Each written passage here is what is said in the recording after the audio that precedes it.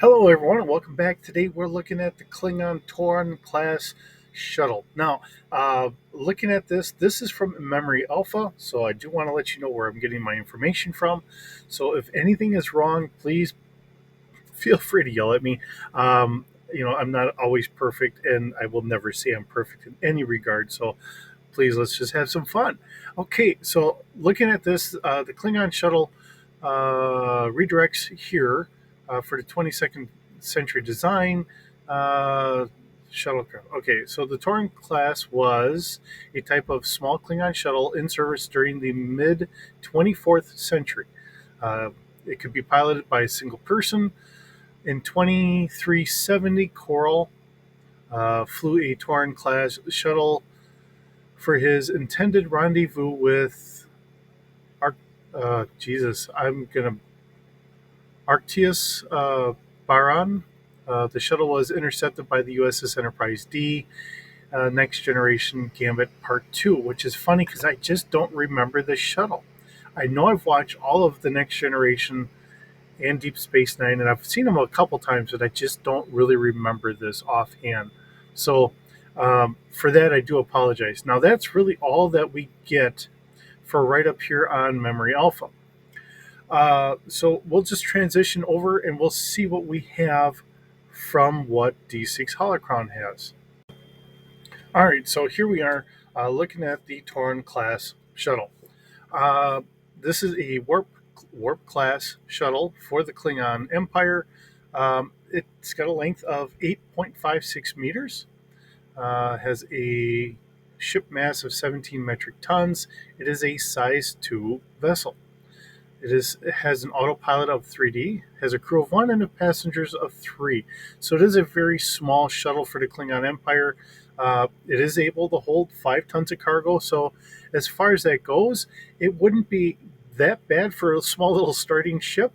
The fact that they can use it for little cargo runs is kind of nice. We do have enough consumables for 1 week. Warp drive, we have a warp 2. Warp 3 is going to be your standard, and it can do Warp 6 for about 12 hours. So, um, bringing it into because this is D6, and I've mentioned this many times before, if we brought it into the Star Wars universe or whatever else, trying to keep things kind of on par, I did give it a 12x backup and a 2x primary hyperdrive, just trying to keep it all lined up. Now, if you leave it in Star Trek, not a problem. That really works very well, just having it all there. I'm just saying, if you did want to bring it into there, those are really the only changes I really make to anything that they've done here on D6 Holocron.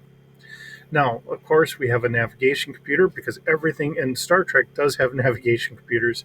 Has a maneuverability of 2D plus 1. So this is a very nimble craft. It's a small, nimble craft, which we do expect with the shuttles. It does have a space of 9, has an atmospheric flight of 1,150 kilometers an hour, has a hull of 2D plus 2, so it is a little bit above our average, being a 2D.